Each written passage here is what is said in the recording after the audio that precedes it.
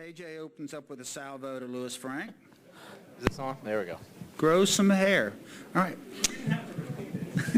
No, I did. Yeah, I pretty much did.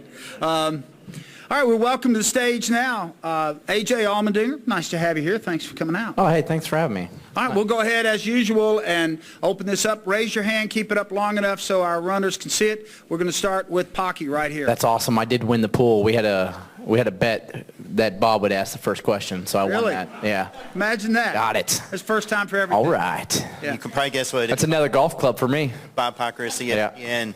What was your impressions of using the stock car on the road course at Charlotte? What was good and what would be a concern? Bob, I had heard a rumor that there was a stock car test going around Charlotte. I was golfing that day at Cabarrus, shot a 86. I four-putted the first green. It was terrible. So I will just say that, you know, we were out there collecting data. I had a lot of fun, and it would be something that I would enjoy. It was better than my golf game. Let's put it that way. You really shot an 86? I did. I had 43 putts that round. You know how bad that is? Yeah, that's horrible. So that puts into question. But I did not throw the putter, so I am growing and maturing as a person. Right in front of us. Let's go over right over here. Anyway, next question. Okay. Moving along. Oh, okay. Dan McFadden with NBC Sports. AJ, you're going to have a teammate this year for the first time since 2012 and Chris Buescher. How have you matured and changed as a driver in those last 4 years that will help you be an even better teammate than you were previously? Well, if you ask my team owner, I haven't matured yet, so that was the whole non-putter throw thing that I just said. So, no, I mean, I think it's going to be great. You know, Chris Buescher, obviously the talent that he has and winning the XFINITY championship, getting his first career win last year, you know, there's a lot that I can learn from him. And, you know, I really think it shows the growth of our race team, and especially with Tad and Jody. You know, a big reason of having to go to a second car was, in general, we had too many sponsors. You know, Kroger taking over my car full-time this year, you know, was something that we looked at as an organization and how we started running at the end of last year and thought, you know, obviously Tad and Jody, it was their decision, but it was the right time to go to a second car, and it just shows the effort that they put into their race team. There's not a lot of teams out there right now saying that they have to expand because there's too many sponsors in the organization. So, you know, it was a late start for sure. You know, it was kind of late November that the decision was made, and just the transformation that I've seen from late November to right now, the shop and all the growth. You know, we've added over 30 people.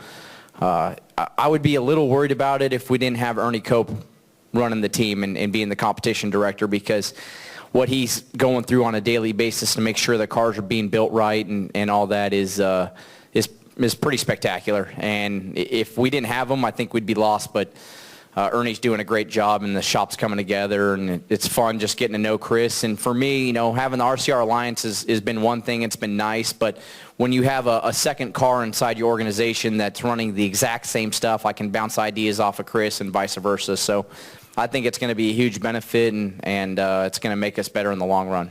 We'll go here and then up to Tyler. Jordan Bianchi, SBNation.com. AJ, any more tests at Charlotte on the road course? And do you think a road course race at Charlotte will be successful? Well, I mean, I like to golf. I'm going to be doing some more golf rounds around there just in case they want to collect some more data. You know, there's the deal. I mean, I don't know what's going to happen. You know, I'm not the decision maker in it. I thought it was a lot of fun. I enjoyed it.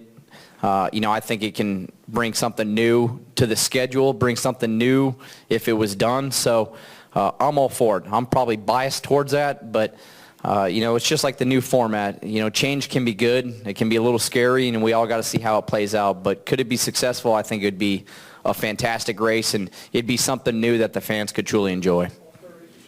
I don't know. I don't make those decisions. Hell, I just make them all. Let's make the whole series road course races.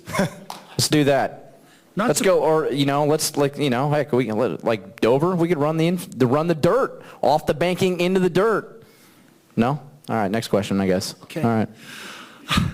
Is this thing on? I lost my train of thought. Are we? All right, Tyler, you're up, and then Louis Frank. Is this thing on? Is anybody hearing? Yeah. All right. Yeah, it's a tough run. Someone did tell me there was a lot of golf clubs in the water that the course I was playing at the other day from you. Really? Yeah. Really? Yeah, well, you know, A lot of balls in the water, too.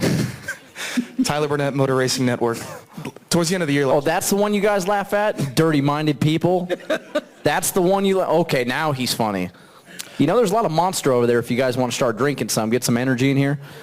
Sorry, Tyler, go ahead. From the results standpoint, there was definitely a performance uptick towards the end of the season last year. What changed? What did you guys work on that maybe, consisted of that? During the summer, we kind of lost our way with setups a little bit, and I think we just struggled to get back. We got kind of into a rhythm where we were running, and it was okay, but we needed to be better, and we started trying some stuff and really just lost our way. And, those summer months, especially for a smaller team, and at the time being the one-car team that we were, you start getting off a little bit in those summer months, and it's hard to get back on track. And as we got to the end of the year, we started building the race cars kind of back to where we wanted to build them. Got some new cars in. Charlotte was the first new car that we had really from the beginning of the season, and it showed. So, and more than anything, Randall Burnett and I just working as a first year together was something that, as we learned each other, we got better. So I think that's only going to be better going into this year and having that second year, a whole year under our belt of working together, bringing Chris and Trent Owens over, which has got a lot of knowledge. So I think all that's just going to be a benefit for us. Go over here to Lewis and then in the back. Right here. Jordan asked my question. You're off the hook. Nice. Okay. Nice. All right. Kelly from NASCAR Preview and Press Guide. In a USA Today interview, you said that you drivers get asked the same questions all the time. Which question do you get asked the most, and do you always answer it the same? What you have to do if you have to use the restroom in the race car, and that's the one.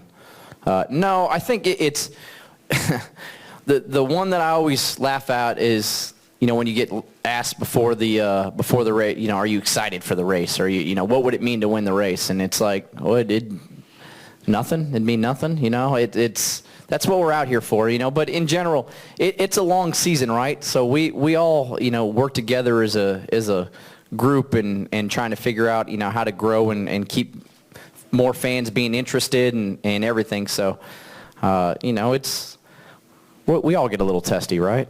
That's it. All right, let's go right here to Jenna.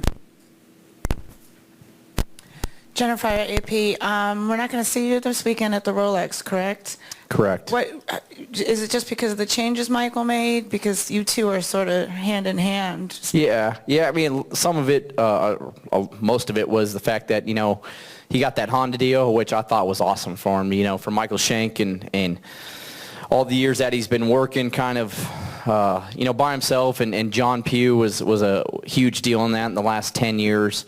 Mark Patterson before that, so Mike to get a factory deal with Honda was pretty special, moving to the GT class, and Honda wanted their IndyCar guys in, which I can completely understand. And last year, by the end of the year, I was a little bit beat up, and just part of doing that Rolex race is doing it with Michael Shank for 10 years. He's like one of my best friends, a big brother to me, and I didn't really look hard for anything else, just because it was going to be strange not being there running with him. And so believe me, I'll miss it until about 4 in the morning when I'm sleeping, because that knock on the door at 4 in the morning to wake up and get in the race car is pretty tough. So, but I'll definitely be there watching in spirit and on TV. Well, AJ, thanks for making some time with us. Good luck with the golf game. Yeah, I need it. So, maybe some more tests or data collecting. Okay. 43 putts, huh? Yeah, that's terrible. All right, thanks a lot, man.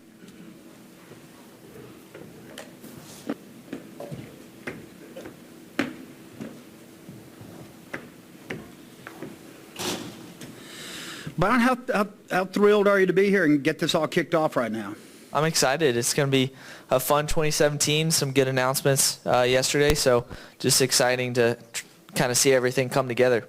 And not often we see a driver come up that has a university logo on their uniform. Talk a little bit about that. Yeah, so Liberty University's been on board with me for the last 3 or 4 years, so thankfully we're taking them to the XFINITY series next year, or this year, and for a few races. So really excited about that, and they're excited. We got to do a commercial shoot yesterday, so I know it's going to be a good season for them. All right, please raise your hands, and we'll get a mic to you right away. Matt's over here, and I see Tyler back there. Tyler, go ahead. Yep, Tyler Burnett, Motor Racing Network. William, with the new points format changes, you kind of have an advantage coming into the Xfinity Series this year because we had the caution clock in the Truck Series last year. It's sort of similar where it's segmented. Do you feel like you have an advantage because pretty much you are one of a handful that are, racing segmented races already? Yeah, I think it's going to be similar, but at least there's something of a reward when that caution does come out. So I think that's going to be good for if we qualify well next year, if we can start on the pole or something like that and lead the first segment, get a few bonus points for the playoffs. So I think that's going to be overall a really good thing for us. And really, if you have a crash late in the race or something like that, you still get a benefit from the race. If you say you dominate the race and you lose the race with 5 to go or something on a green-white checkered, you still get something. All right, we're going to go Jim Utter, Chris Knight, Matt, and then Jerry Jordan. Jim? Jim Utter, motorsport.com. William, you were kind of brought up yesterday in many of the discussions with people like Jeff Burton and Jeff Gordon and NASCAR executives as the poster child of how the new format may have helped someone last season in that you had such a successful year with a lot of wins and had a fluke kind of an engine problem that kind of curtailed your season toward the end. Not to rehash something of bad news, but what did you think in regards to that? Do you think this format addresses some of those things that you experienced last season? I think so. I mean, I think that it was an unfortunate situation last year, but we can't really look back at that. But I think if we do have a good season this year and we have something like that come to the second round of the chase, it feels a lot more comforting that we could get through to Homestead with our previous success throughout the year and stuff like that. So I think, I'm just happy that the sport is trying to innovate themselves and do things that would help a situation like that last year, because for to try and avoid that happening, I guess, again, is a good thing for our team to know that we can, not have a parts failure, or if we do have a parts failure, we can advance past it and still have our championship hopes alive. All right, Chris? Chris Knight, catchfans.com. Yesterday, you guys announced that Liberty University signed on for 17 of the 33 races. How's sponsorship looking for the other races? I think it's pretty good. I mean, I think JRM is working on that side to get that finalized and finished up. So really excited to have have Liberty University on board for Daytona, and I think the car's going to look good all year. I think there's going to be a few different sponsors, so really excited about that. And I think we've got a great team around us, and we're definitely ready to go. All right, let's go Jerry Jordan, then we'll go over to David Scott. Jerry Jordan, Performance Racing Network and Kicking the Tires.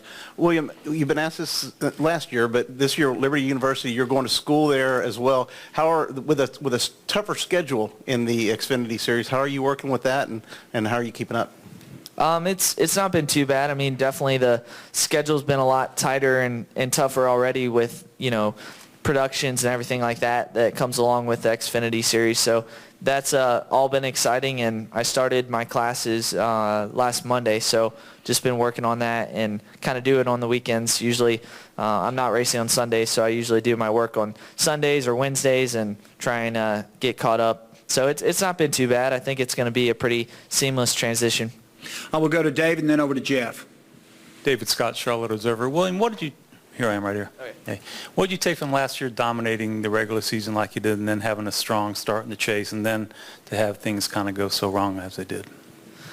I think the biggest thing is we were able to carry the momentum into the chase. We ran well. I think we won 2 races in the chase, so we won Homestead and New Hampshire, and Phoenix obviously went the way it did, but I feel like we can just carry that over this year. I think you just have to approach it, just like every other deal. I think there was one race in there at Martinsville where we kind of ramped up the intensity and everyone got on top of each other, started yelling, and it just didn't go very well at the end of the race. So we regrouped, and I was really proud of how the team worked together, and we had really good trucks throughout the chase. So everything just ramps up in intensity, and you just have to be ready for that.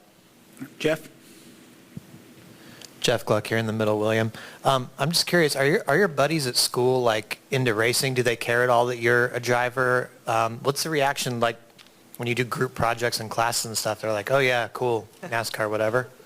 Well, it depends. I mean, there's a few people that are really interested in it, and then there's some that, you know, I've got to, when I think about my friends that go to different colleges and we all meet up from high school friends, when we watch sports, I try and get them engaged in NASCAR stuff. So whether it's watching an XFINITY race, I remember I was with a friend and I was just turned on the Dover XFINITY race from last year, and he thought it was pretty cool. I mean, he watched the last couple laps and saw, I think, Eric won the race, and just trying to get them engaged in what's going on. I actually got a text last night, probably 12:30, from one of my college friends, and he was like, hey, what are all these new rules? So I explained it to him in a couple text messages, and he's like, you know, he thinks that's pretty cool. So I think to get them engaged is trying to bring a new fan base in and trying to get my friends engaged in what I'm doing.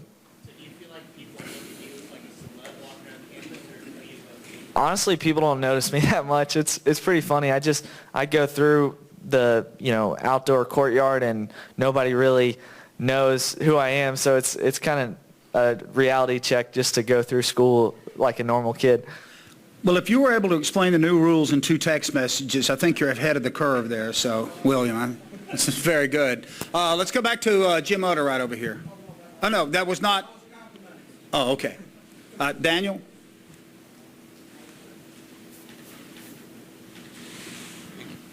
Daniel McFadden, NBC Sports. You're going to have 3 full-time teammates this season. Which one of them are you leaning on the most when it comes to getting insight on running a full season at this level of NASCAR?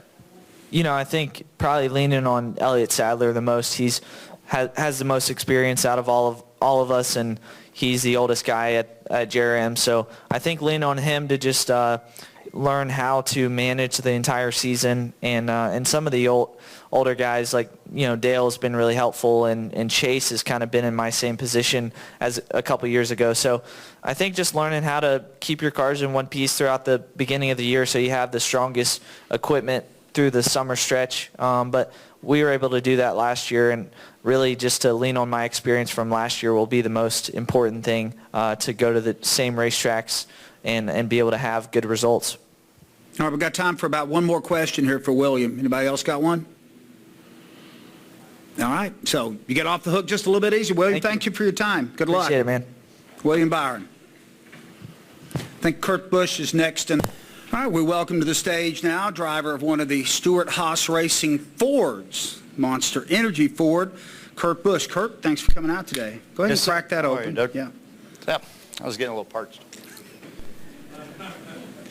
All right, well, since you've already started off this way, talk about what you think might, you've been around the Monster folks for a long time. Dare I say, what kind of energy are they going to bring to this? What do you see from them promotionally and that you've worked from them that you think might benefit the sport? I mean, no pun intended, the energy level that they have is incredible. It's really a small company, and they really run a tight ship with their different departments, whether it's the activation in the marketing field or it's the videography. Then you can get into the stunt driving or the athletes and the different forms of motorsport that they're in. They do a great job with the team that they have, and it's about making impressions. I mean, one of the fun things I got to do this off season was to drive a NASCAR car down an open highway in California at 180 miles an hour through the sand dunes region while they're taping dirt bikes jumping over and monster trucks and buggies and snowmobiles in the sand.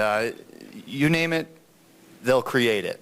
They have a lot of fun in what they do, and that's what they're always doing, is looking for the next fun thing, and that's what they believe NASCAR will bring to them, and they will bring it to NASCAR. It's just the energy, the excitement, the fun, the entertainment side of it, and it's about making impressions for this beautiful claw that they designed years ago, and now it's become an icon on itself, where it's as infamous to the youth as a Nike swoosh that's on your shoe. It's really a fun brand to work for. Been with them the last 6 years. They've put me in rally cars in Italy. They've put me in dune buggies in the sand. They've had me on a MotoGP bike, stationary though. I didn't drive it. My dad said I'd live a longer life on 4 tires instead of 2. And the group, though, you just never know what's coming up next. And it's been great to work with them in the TV booth at X Games, even going to Supercross and dropping the gate with those guys. The phone rings, and you're just waiting for the excitement on the other end of the line. So I can't wait to see what we can pull together for NASCAR and how we can continue to build their brand and the brand of NASCAR. All right, we'll open up for questions. We'll start over here with Hill. Hill Overton, WIXC Radio, Kurt. You're the last guy that won a championship for Ford way back the early part of this century. How special would it be? Don't make it sound so bad. Well, you and I were young then. Yeah, we were young then. Yeah, but back, how special would it be to you this year to be the next driver to win a championship for Ford? In other words, back-to-back for you. Well, it is a special homecoming feeling to head back to work with Ford and to have them, with our power and our bodies at Stewart-Haas Racing. It really feels neat to come back to a place where I've seen the faces before, and the way that the structure has been polished up on, and the way that there's more depth with Ford Performance. Etzel's done an incredible job over the last decade to continue to improve. Guys like Raj Nair, Dave Parasak, the whole gang is ready and willing to help in all areas and directions. And the best thing that I've seen already come out of things is the engineering staff at Stewart-Haas. It's like they just opened up a whole new book of things to look at and to advance our program further from where we were with GM. We'll go in the back to Tom and then over here to Lewis. Hey, Kurt, Tom Jensen, FoxSports.com. You've raced the Indy 500, you tested a V8 supercar, you drag raced. Where did the Race of Champions experience measure up to some of those? The Race of Champions is very unique, and it's a lot of fun. It reminds me of when the top 16 drivers in our playoffs get locked in and we go do media appearances together, or we're doing a dinner or a function. It's a chaotic frat house feel. And to race against the Europeans, the South Americans, it truly was a unique challenge in all the different vehicles that the Race of Champions put you in, and how it's structured and how it all works. But it's the fun. It's the other side of it too. At night, everybody's up until 2 a.m. having a good time, and you go back to the track the next afternoon, shake off the cobwebs, and then you're out there competing against the world's best. And after my first race Sunday, I got beat by Hinchcliffe by only a fraction of a second, and I was feeling a little down, and I said, I think I've got the wrong mentality. I just need to go like this is a green-white checker every time I go out there. Just grab gears, hard on the brakes, hard on the gas, attack the track and go for it. And then I started winning. I was able to start to get on the other side of the second bracket that I needed to get in, and then Kyle was winning as well. He was beating guys like Jenson Button and Felipe Massa, and the next thing you know, we advanced as the NASCAR group, as brothers, and representing the USA in the finals against Vettel. That was an incredible feeling. I thoroughly enjoyed it. It was an amazing atmosphere to race in, and it had that European feel, though, and hopefully it'll catch on here. I mean, the Race of Champions has been going on for 27 years, but this was the first time on U.S. soil. So hopefully it'll catch on and get some stronger legs for next year. Now we'll go Lewis, then up the row, and then over here to Chase. Kurt, Lewis Frank from Reuters. You come from a time when you had plenty of preseason testing. Now you've got all new equipment. How does that affect you as a driver? I mean, we've spoken to the Ford people last week, but as a driver, you're missing all those miles on a track. What do you do? Well, it's because the teams have more depth. There's more simulation. The engineering staff has gone through things at a much higher level, whereas it used to be the driver and the crew chief that would go to the track and then come back with a notebook of things. Now the notebook has been gone through by the lead engineers, and they've prepared it as best as possible before we show up. And limited track time saves money, but at the same time you end up spending it on personnel and hiring the key guys to make the cars safer, faster, stronger. And I know we've done a great job to transition with Ford because I've seen some of the drawings and the way that Doug Yates has the engine set up. We had to change a few of our suspension settings to adapt to the way that he had his engine set up. So yeah, there might be a couple bugs here or there, but I'm not too worried about it. We got really good quality people at Stewart-Haas and with Yates engines. Zach Tanzvetti, fun stretch. You had Steven Tyler playing at your wedding not too long ago. So you seem like someone who really appreciates classic rock. So what was that like for you? It was epic. I mean, I'm still on that cloud, enjoying it with my wife, Ashley. We wanted it as a surprise for everybody, and so we had the curtain in front of the stage area, and when the curtain dropped, everybody's like, oh, wow, that's an awesome tribute band, man. They look great. Oh, no, he's starting to sound like Steven Tyler. Oh, and then halfway through the first song, people just rushed the stage, and it turned into a full-on rock concert. It was a great feeling, and it all came together through some of my connections with Monster Energy. Tailgating one night after a race in Talladega on a Sunday night, you meet this person, you meet that person, you make a phone call on Monday, and next thing you know, Steven Tyler says, yeah, I like NASCAR. Yeah, I like the Busch Brothers. I'll come out and do it. We'll go to Daniel and up here to Chase Wilhelm. Daniel McFadden with NBC Sports. We have one of the few drivers who are coming up to the Cup Series for the first time this season, some who have never been in a Cup car. When you remember back to the weeks and months leading up to your first full season in the Cup Series, what were the thoughts that weighed on your mind going into that, and who were you leaning on at that time to get you ready for the big stage? It was an extreme case of butterflies in the stomach and nerves that are hard to explain, on just being nervous and overwhelmed and out of your element, so to speak. And you try to lean back on the previous racing that you've done and remember those rookie moments with the other divisions that you would have raced in. And there's nothing like going to Daytona as a rookie and starting out with the Super Bowl, or the biggest race possible first. And the guys that I was leaning on were my teammates at Roush Racing then, and that was Mark Martin, a true champion that just got inducted into the Hall of Fame, and Jeff Burton was a veteran driver on that team. And those are the guys you go up and ask questions, even though your questions are very juvenile, but you try to lean up against those guys to calm your nerves a little bit. All right, last question for Kurt. Chase Wilhelm, FoxSports.com. Kurt, you talked about the race champions being like a big fraternity. And if it's anything like college, frat boys know how to have some fun. So any like funny moments or good stories to share from that weekend? For some reason, everybody was forgetting what gear to put their car in when they were leaving the staging area on Sunday. And Scott Speed literally drove through Castro Nevis in the staging area and wrecked 2 cars. My little brother thought he was in first gear. He was in fast reverse, and he backed into another car. It's like, guys, why are we all so nervous as the American team? And then there's guys like David Coulthard who are, I think they are machines, because they shouldn't be allowed to race that fast and party that hard in the same 24 hours.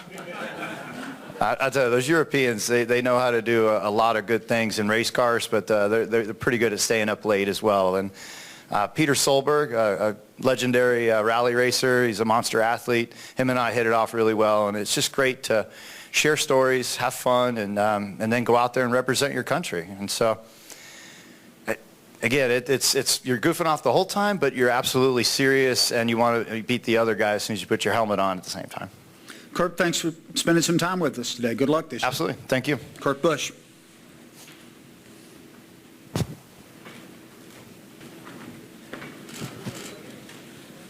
Let me get my clock working. All right, our second driver from Stewart-Haas, also piloting Ford this year. Welcome, Danica Patrick. Danica, nice to see you. Nice to see you. Yeah. Interesting. Nice to semi-see all of you and all this light. So, interesting shoes. Those are... Thank you. I have short socks on, so I was trying to pull them down since I don't have the bell bottoms. I believe I'm the last woman standing without the bell bottoms. I think so. I got them at 4th of July, and I decided that I really like red, white, and blue, so I might as well just keep them. Stand up and salute. All right, let's go ahead and open the floor for questions here for Danica. We'll go right here to start. Caleb Whistler, Speedway Digest. After 2 seasons finishing outside of the top 20 in points, what are your goals and expectations for 2017 to be more into like the top 10, top 15 in points? Those are my goals.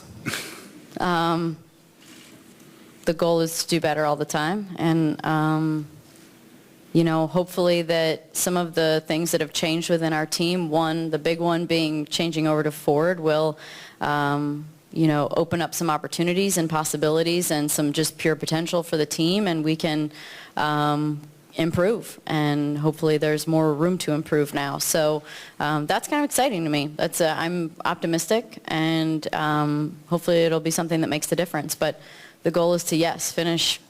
I mean, I think if you're in the top 15 every weekend, then, you do a little bit better, and then you're in the top 10. And once you're in the top 10, then, man, I mean, good pit stops, good strategy, all the things that play into it. Some of the new formats for the races can play into segment wins. So I think it's important to be realistic. And so to tell you to go out and win races and segments is not something I necessarily think is going to happen right away, but we'll assess. I mean, we'll assess how strong we are as a team, and a few years back we were really strong, and I felt like that's where I was running by the end of the year, was up in the top 15 and getting into the top 10. So hopefully we can get back to that and work from there. All right, let's go here to Bob. Bob Pockris, ESPN. Have you done anything different this offseason to prepare for 2017? I don't think there's a whole lot to do different for me exactly, other than I've been more proactive with what it's going to take to do better. So saying, sitting down with Billy and saying, I don't feel like we really ended up where we wanted to be last year. We felt like we would be better. And so, I asked the question, what are we going to do different? Because if we're going to do the same thing, we can only expect the same results. So what can we change that's going to change that? And, like I say all the time, if you want something that you've never had before, you're going to have to do something you've never done. And so what is that? What is that we can do? And so Billy and I sat down and thought about those things, and we thought about some ideas as to what would help. Some of it is an I don't know. Some of it is an I don't know what we could do different or better here. But I think that ultimately the most important thing overall is that everybody shows up to work, not to work, but to work great and be great. And, there's a big difference when you put 20-odd people or whatever working on a car that all want to be great and exceed expectations and do whatever it takes to meet their potential versus showing up. And that goes for me, Billy, every single person on the team. So what can we do different? And there's some answers, and there's some that you don't have answers for, because if you knew the exact answer to be better, you would have done it already. All right, we'll go back here next to the mountain of pizza boxes and then up to Holly Kane. Jenna Fryer, AP. Pizza boxes, is that what you... We have we've got pizza because this part of the table is not following the Danica regimen and routine. Yeah, I do like pizza though. But Gluck is following it, and is he? Yeah, and he's really toning up. Is he really? Are you doing the program? Oh. Well, if you used to have 4, then that's a little better. Well, the night is young. The night is young. So the program, the book, the exercise line, all of that you've got going on. I know that you have a lot of hobbies and your brand is very strong. Is it wrong, though, if we're to presume that you're building something for post-racing? Yes, if you're wrong in thinking that's the purpose. The purpose is these are the things that I have done outside of racing that all really are happening because of racing, are really just hobbies. And I've wanted a clothing line for 10 years. And I felt like, 10 years ago, it seemed like everybody was doing it. And I'm like, well, gosh, everybody's doing it. But I really have a passion for this. So, hey, you know what? I'm in no rush. Let's make sure that it's the right opportunity when it comes along. So actually, how it ended up happening was I went to this company, G3, to figure out how I could do something within the merchandising world to make some money on T-shirt sales at the racetrack. And how could that look? And how could I partner with somebody to create that for myself? And because G3 manufactured the Touch products for Alyssa Milano. And so that's the kind of lead-in that we got. And the conversations with them and all the very important people at that company just kind of took on a life of its own, and they, even more than I already knew even at that meeting or going away from it. So, these are, what comes easy is when you do things on a daily basis. I mean, the book with recipes, I cook like crazy. I cook all the time. Anybody that follows me knows I do that. So, and I always have. So a lot of this stuff is just really easy and second nature. It's more about like putting pen to paper on what exactly I am doing, whether it be a workout or a recipe or what kind of styles I like, and sending those pictures to the designers.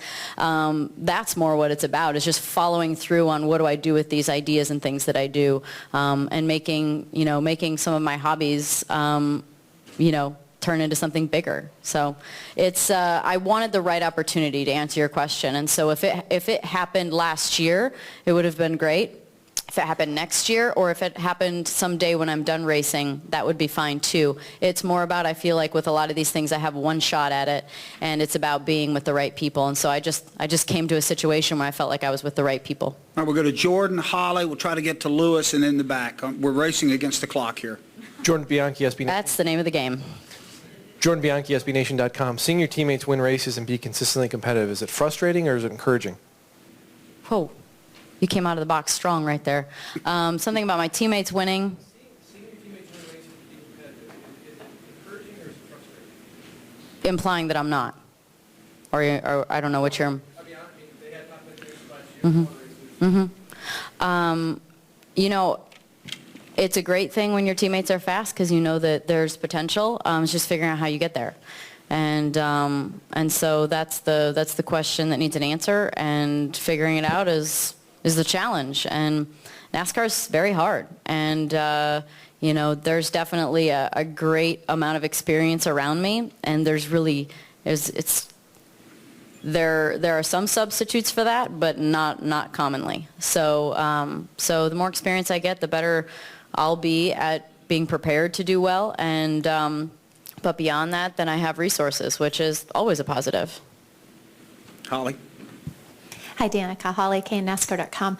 I wanted you to speak to the change in the way the points are done. And I know that you're still going for your first victory, but do you think the way the points are changed, is that something that you can play with a little bit more differently, the strategy in terms of accumulating, and is this something that you think will be, beneficial? Yeah, I think that the new structure for the races is cool. I think that winning is something that for a fan it's easy to understand, and for a really casual fan it's even easier to understand. So I think that having a lot more winners every week and throughout the year is a cool thing. But what I have said is I feel like this is definitely going to be a big chore for the crew chiefs. I'm sure that they are, if I were them, I would already be nervous or trying to think of scenarios. I'd probably be waking up or going to bed thinking, if this happened and then we were running here, but we were you're running through all these scenarios in your head, what would you do? I feel like it's going to be challenging because as far as the driver goes, I do try and drive the fastest laps I can every single lap. I'm doing my best unless there's a reason to slow down, like fuel or tires are going off or something like that, or you want to maintain your tire life, something like that. So, but I think it's going to be exciting as long as the information of the format can be translated to the fan or average fan in a simple, understandable way. I think it'll be cool. Well, Danica, thank you for your time. I'm sorry I couldn't get to everybody's questions. We really are on kind of a hard clock here, but we appreciate it. Thank you very much. Thanks, guys.